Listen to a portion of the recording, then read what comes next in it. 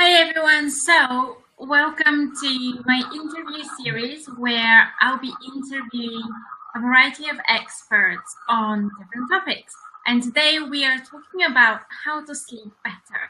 Are you feeling like you're not getting enough sleep and you feel tired as soon as you wake up in the morning? And life is just basically generally quite tiresome. So today I have with me Beatrix Schmidt, who is an expert on how to sleep better.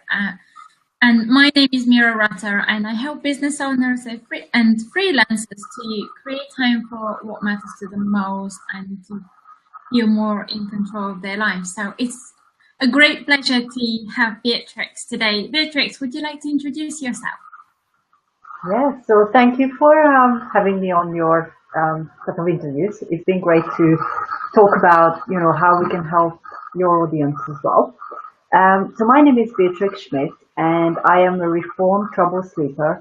And my story, part of the story, as you know, is that I got to a point in the stage of my life that I used to wake up with bleeding nose at night. I was exhausted, and I just went around in circles, just being busy during the day and get to the evening where I couldn't switch off and then, be really tired in the morning. So I've been there, and that's where my journey started. And throughout the last 10 years, I've researched more and more different ways of improving, first of all, my own sleep, and then helping clients through one-to-one work to improve their sleep and their days therefore as well. Yeah, because that's me. Sleep affects so many aspects of our life, doesn't it? So if you haven't had enough sleep, good sleep, and you can tell us a little bit more in a moment about how much sleep do we need and how we assess the quality of the sleep as well. But if we don't get enough sleep, we can't concentrate that well the next day. We feel grumpy. And of course, that impacts our relationship with others, how we respond to situations. And we're not very necessarily nice to be around, and that also affects our brains and the ability of our brain to restore, to get rid of any toxins, the metabolism. So people who are trying to lose weight, they can lose weight, and so a lot of different things get impacted because of lack of good sleep. And what issues have you noticed with your clients and people that you have worked with? Yeah, so I think, like you mentioned, concentration and the ability to focus is probably one of the ones that people notice the first.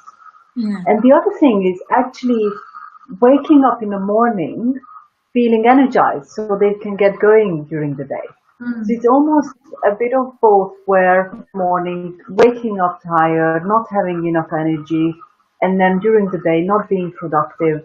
Like you said, it definitely affects our communication skills, because if we're not as focused, or we don't have as much energy, we don't have as much energy for other people either, and our patience almost goes out of the window. But one of the biggest things I've noticed with my clients is the focus. It's the ability to make good decisions for them. It could be at work, could be in their business or in their life, making choices. Overwhelm, for example, is the more tired you are, the more overwhelmed you get by things. And then obviously at the end of the day, switching off. So the more tired you are during the day, it will affect the ability to switch off as well. So those are the main areas. Isn't it a bit of a vicious circle? Because last week I was having a few serious thoughts, and I felt like I was going in a bit of a vicious circle in something else. And I'd go to bed and I'd try and meditate as usual, and I just couldn't even meditate, and that would keep me awake at night until ungodly hour. I don't know what time, because I wouldn't look at my watch. And then I would, I would find that I would be dozing in and off and kind of coming and going, not really having that good quality of sleep. So what do you do in those circumstances? Yeah, so I think you pointed out really well. It is a circle. It is a circle and a cycle. So you've got your 24 hours, and what I've noticed through my work is you've got to look at the entire 24 hours, because sleep itself is just part of it. So those days when, sleep is affected by other things, what I normally have my clients to do is, first of all, figure out how much sleep do they need. Because once they know how much sleep do they need, then we can design almost a tailor-made plan around that, so that they can have enough time during the day to complete all the things that they want to do, also have enough time to sleep. And that adds a little gap where you really want to focus on the switching off process. And that's probably the hardest for most of us, because yes, there are things that go around in our heads. So the first thing I normally do with my clients is really figure out how much sleep do they need. And that's so that's through keeping the sleep diary. Okay, right. So sleep diary, what is a sleep diary? Yes. So sleep diary is commonly known out there. Most people have heard of it, or in some shape or form. How I do that with my clients is we really look at where people are right now, because yes, of course you want to make a change, but what you have in your life right now is where we start. And one of the things I start with them is ask them to just monitor their sleep for a week, and that means an entire week. So usually we start with either a Sunday or a Monday, and 7 days. So it includes both the weekdays and the weekends as well, because generally people tend to have different schedules. And one of the things that tends to happen is, especially if people have a very scheduled week, meetings, or if they're in a 9 to 5, then they tend to catch up on sleep at the weekend or go out, stay out later. So it gives us a really good, idea within the 7 days. And that basically means things like the time they go to bed. So, and that can vary. But the first week is just monitoring. So just really looking at, okay, so today, on a Wednesday, what time am I going to go to bed? Am I going to go out and then I go to bed, or, depends on what people have going on. So every day I ask them to put down the time they went to bed, and that's not the time that they go to sleep. I'm not quite interested in that, because at this stage, you just want to bring awareness of what's happening. So you put down what time they go to bed, and then what time they wake up. Waking up is generally easy because we tend to set alarms to wake up most of the time, or it's an easier thing to track basically. And then they put down what time they wake up. And the other things I ask them to monitor is things like how many meals they had during the day. Did they skip any meals? Yeah, because again, energy, how much energy we have during the day is gonna affect how tired we are. So feeding our body, nourishing our body is really important. So I get them to monitor, not like crazy, but like have an awareness of what they've done during the day. So meals, for example, coffees, teas, alcohol, the general kind of things from the nutrition side. What kind of emotions they experience during the day.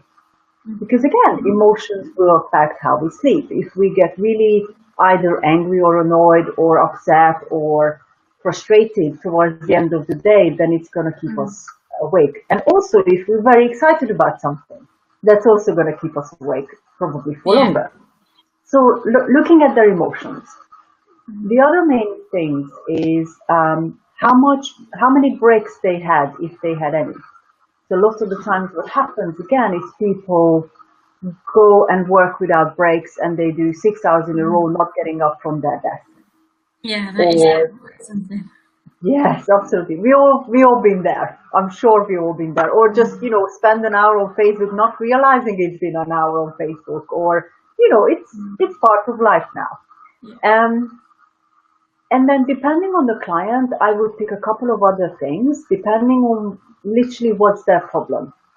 But generally, these things will give a person a really great idea of what affects their sleep and gives them a pattern. And then when you get to the end of the week, you add up the number of hours that you have slept, and then you divide it by 7, which gives you the kind of time that you should be consistently sleeping every day, and then you add some. So if you wake up in the mornings and you're tired, you then add half an hour. I generally start with half an hour because it's easier for clients to do that than giving them like, oh, you need to sleep an hour more.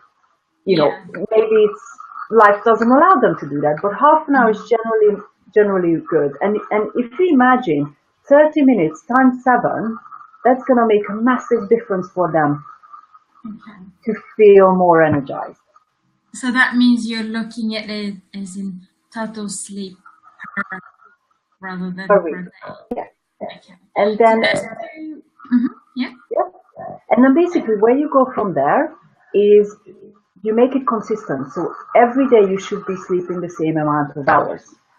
And then after that, it's a testing. So some people need more than 7 hours of sleep, but it will also depend on how much they eat or drink or what kind of things they have during the day. Like you usually mention about healthy eating.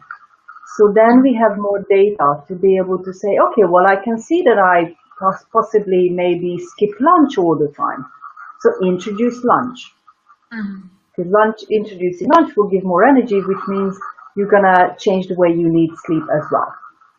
And that's one of the misconceptions that I clear up with my clients is, yes, it is between 7 and 8 hours, but every single person is going to be different. Because it depends on a variety of different things, just like eating and kind of things you drink and all sorts of other things. So yes, is that helpful? Is that gonna? So just to recap, so you know down what time you go to bed, what time you wake up. You're not quite as concerned about how much you actually sleep because you may go to bed at 10 and wake up at 6, but that doesn't mean that you've slept the whole 8 hours, right? So so it's noting down the hours that you go to bed and you wake up. You note down what you've eaten, what you've drunk, how many meals you've had, or that snacking as well, because I think sometimes, especially if you haven't slept enough, you're probably drinking more coffee, reaching out for more chocolate bars, and all these things. So okay, and then what else there was that you need to pay attention to for you to know that? Emotions. Oh yes, emotions. And the emotions. So whether you be a little bit upset or angry or really excited about some amazing thing that is happening in your life right now. Yes. Okay, and so then what do you do? Like this example last week when I was I had one particular thing in my mind and it was very unsettling for me. So what do I do then? How do I combat this? Because clearly meditation can help me. Yes, so a lot of people are familiar with meditation because obviously it's been out there. Yes, it's a great way, but it doesn't work for everyone. So one of the other things I work with my clients with is a pre-bedtime routine, which is, again, everybody heard of it, but a lot of people don't quite perhaps understand what is it for them and what works for them. And it can be different for every person. So the bottom line is a couple of very general things that will work for everyone. Breathing, for example, which is part of meditation. But sometimes meditation, depending on the type, there's also talking in the meditation. So that can distract someone. So the best way is to switch off and really get all those things that's going on in your mind out of your mind and just put it to rest is journaling, for example. And it really helped a lot of my clients before. And I always tell them, give yourself 20 minutes to just write things out. 20 to 30 minutes. Okay. Yeah, so for example, if somebody needs to go to bed at about 11, then they would start a pre-bedtime routine about an hour to 40 minutes before. So that would be 10 o'clock. So one of the things is journaling. And the actual act of writing, so I would definitely recommend using pen and paper, because psychologically and physiology-wise as well, it's a different effect. As you're writing it out, yes, absolutely. And as you're writing it out, you put it down on paper. These can be some things that you need to do the next day so you don't forget. These can be things that bothered you. It is journaling, basically. Yeah. The other thing, I do journal in the morning and in the evening.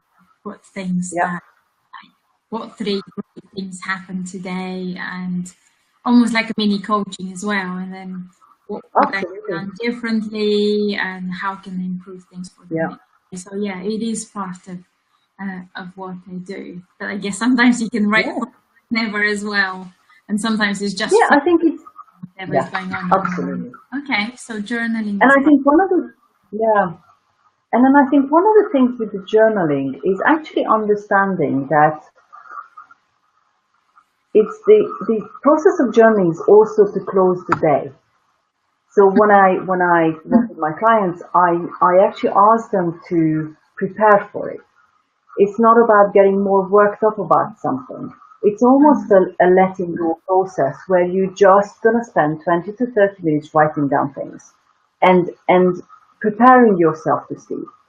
Sometimes what happens is that it can be the other way, so it can make you more excited or perhaps a little bit worked out, but it's not going there. So it's almost like being in charge of your emotions and monitoring them. So as you're writing, even though you're getting everything out of your head, you're not revisiting them, you're not reliving them, and that's the difference.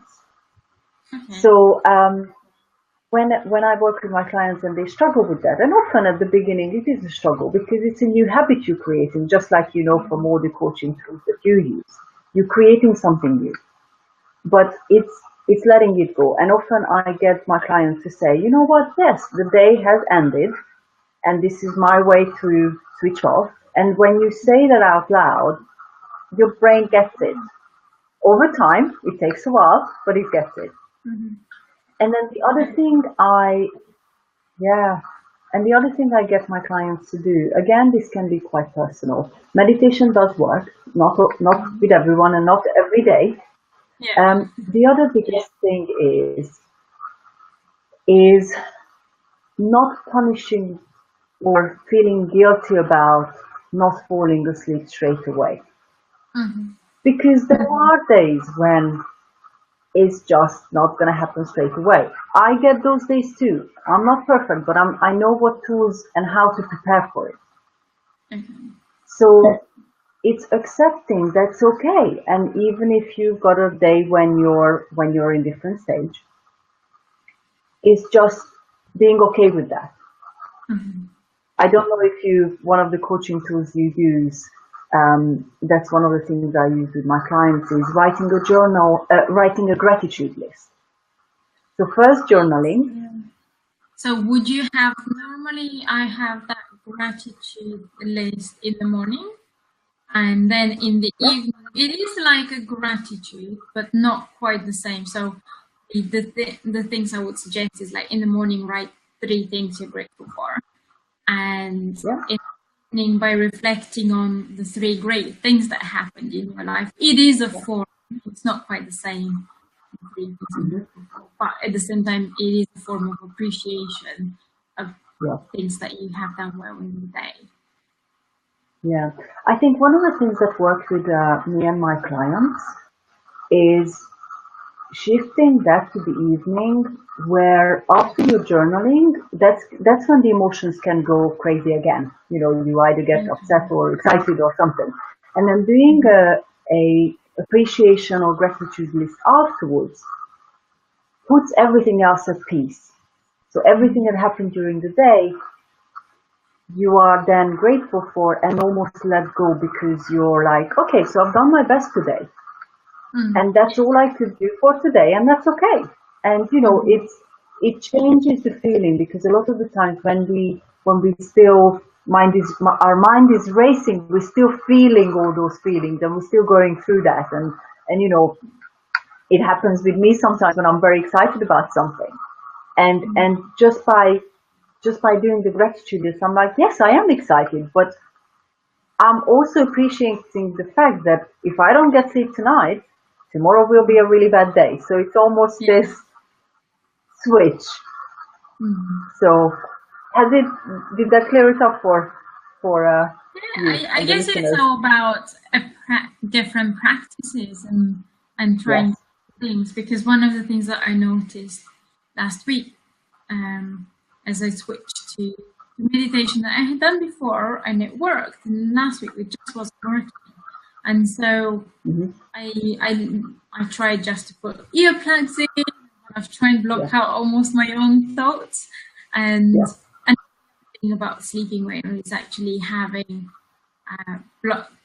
blackout curtains and minimizing noise. But unfortunately, sometimes you can't really shut everything out completely. And I saw someone, not when I was having trouble sleep, but someone mentioned Nidra yoga, and I thought, oh, am I going to be doing like as soon as I read it, I thought, oh, I'm going to be doing a downward asana before going to bed. But it turned out that it is a form of like body. So that was quite interesting. Have you tried that? No, I tend to do things that are more like sitting down and just, because I generally have a racing mind. It's just how I am as a person. And for me, one of the things that really help, and that's the third thing I was going to say, is what I call a me time, is just sitting down and letting my thoughts race, and just giving myself the 15 minutes to just let it go, and just whatever comes up. But I don't go into or getting upset about them, or, you know, I just let them race a bit. And I sometimes, you know, have a little giggle, because it's like, oh, did I just think that? You know, you sometimes get your thoughts and it's like, okay, that's like long, or, you know, too funny. But that's one of the things that really help with certain clients, is just sitting down and just think about things, you know, without having to do or be anyone, or, you know, engage with anyone. So it's not a conversation, it's just giving yourself that little break. And that me time also works very well during the day to get you back to focus.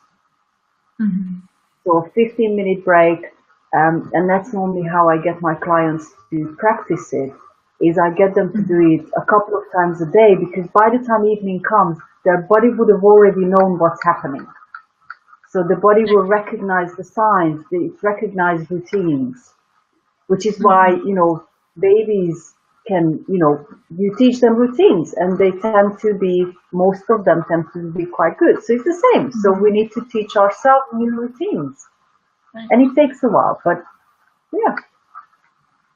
So a question, you know, earlier how you were talking about measuring your sleep. Well, how about measuring the quality of your sleep? So I don't use this anymore, but a few years ago I bought a Fitbit, and I think maybe before I bought the Fitbit, I tried some apps, but they were draining the battery. So I think one of the famous ones is Sleep Cycle. So what do you think about this wearable technology, or like Fitbit and smartwatches for sleep, or the apps? What's your take on this and taking? So the matter of fact is that our life is, you know, it's improved by technology a lot of the times, but it's also learning how it affects us as people. So I've used Sleep Cycle in the past, which was a really interesting experience for me, because I think, as in data, scientific data, obviously that's one of the reasons they getting these apps out there, is to actually measure how people sleep, the quality, so they can They can gather the data so they can then in return help people or suggest them certain things they can help or do about them. So the data itself, I think, is really great. But I think one of the downfalls is that we start relying on them. We start looking at our apps and say, okay, so did I have a good night's sleep? Or, how fit should I feel? And then they will tell us, but actually, we know that, if I wake up in the morning and I'm tired, then I know that my quality wasn't as great as the night before. So one of the things I encourage my clients to do is not rely on technology to tell them what it was like, or did they have a good quality night's sleep, or all those different metrics that they measure. But if they do want to use it as just the data and a guidance, not basically something that is going to tell them right or wrong, because pure data needs to be interpreted. And I think this is one of the interesting things that's happening with technology. First of all, my clients, they're not taking their phones to bed with them. It's not really something I encourage, because what happens is unconsciously you're thinking about, oh my God, my app is monitoring my sleep. Have I gone to sleep, or am I still awake after 20 minutes, or, these kind of things. So I think, and it can be disturbing. So when I tried out the Sleep Cycle, that was a couple of years ago. I just was fascinated by it. I woke up because I felt the phone dropped on the floor, or it disturbed my sleep actually. So my take on technology, I think technology is changing our lives. It's more and more part of our lives, but it's how we actually become in charge of how it affects our life. So not relying on technology to tell us, how do we feel? How you feel. I know how I feel. Technology can only give us the data. And it doesn't mean it's wrong or right. It just means that it needs to be interpreted to us as individuals. And I think that's one of the exciting and interesting things about technology is, of course, it's changing our lives. It will. But it's how we deal with it and how we allow it to tell us how we should feel or not feel, or whether our sleep was good or not. Also, one of the things whilst I do use my phone to listen to meditations and so on, one thing that I try to avoid as much as I can is to try and reduce looking at screens in an hour before I go to bed, because the light that our gadgets, TVs, laptops, tablets, phones, absolutely, the LED screens, they emit blue light, which is the type of light that tells your brain that it's daytime. So the sleep hormones don't get released because your brain is thinking it's still daytime, so you're not going to sleep. So there is definitely that kind of mitigation, making sure that you don't look at your screen, any screens in the hour or so before you go to bed, or at least half an hour. So on that note, actually, what's really interesting, and I didn't realize it until a couple of weeks ago. So where I live, the lights or the light bulbs I use, they're not the strongest ones. They're the less strong ones, which means actually the place I live in, it's dimmer already than normal. And I've been to some of my friends' place. So until you switch the light off, it's consistently really bright. So that's something to think about as well. I couldn't hear you, just in case if our listeners couldn't hear. Could you repeat the last bit? Yes. So changing the light bulbs to a less light, so that you can create less light. Or you can get lights that have, you can dim them. Yeah, we have dimmable lights in our living room. Yeah. And the other thing they work really well, especially for people who are not used to, this process of dimming the lights and, and switching off screens and things like that. So definitely. And the other thing that I always recommend, and I don't have affiliation with them, but I recommend it to all my clients, is called Lumi Light. Oh, yeah. So you've heard of it. It's brilliant. It basically what it does is just like sunset and sunrise, it will help you go to bed naturally because the light gets dimmer and dimmer, and you set it for either an hour or 30 minutes. And again, waking up, it makes it easier because it's like a sunrise when it gets lighter and lighter and lighter, and then when the cycle ends, it's really really bright. So you naturally wake up, stimulating the hormones, and again go to bed. And again, the hormones the right kind of hormones being stimulated. So yeah, those are the tricks and trades. I've never used one myself, although someone I used to be with in the past, he had one of those lights. In fact, I remember I really didn't like it. But you didn't? the good thing is, no, I didn't. But maybe, yeah, I think it is personal preference. But maybe it was where I was in my life then. Now I'm so lucky I don't need to rely on alarm. I think for quite some time I've been waking up naturally. I think nowadays, the long days as well, it is easier.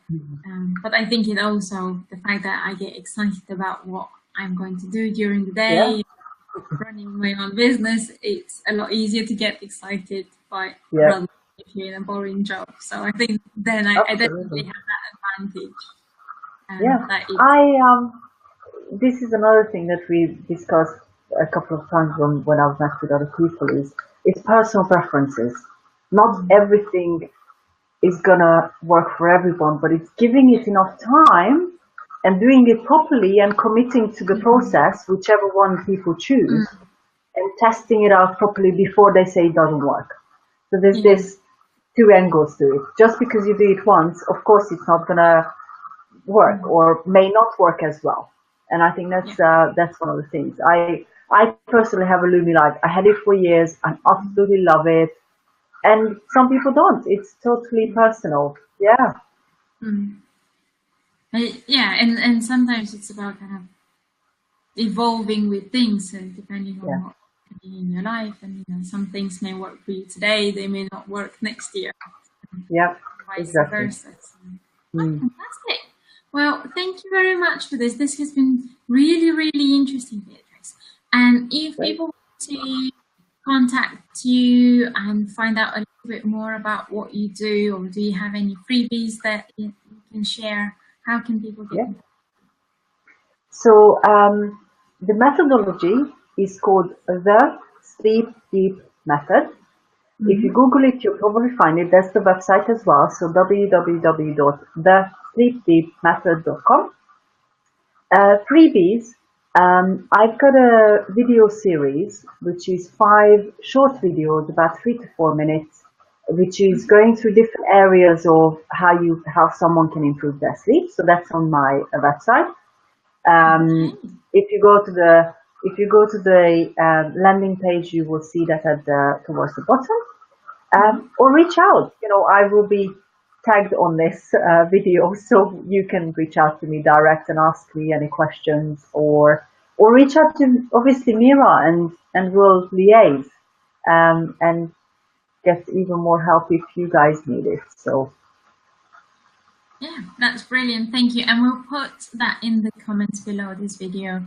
And also, if you have any questions, do put them in the comments below and we'll get back to you. So this has been wonderful.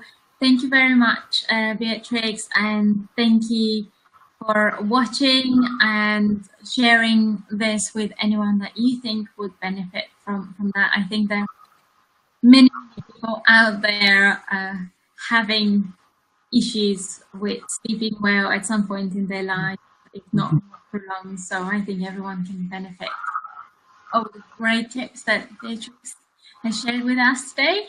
And if you want to follow the following interviews with experts, please like and follow the Rutter Coaching page on Facebook. And I look forward to seeing you again soon. Thank you, everyone. Bye. Thank you. Bye.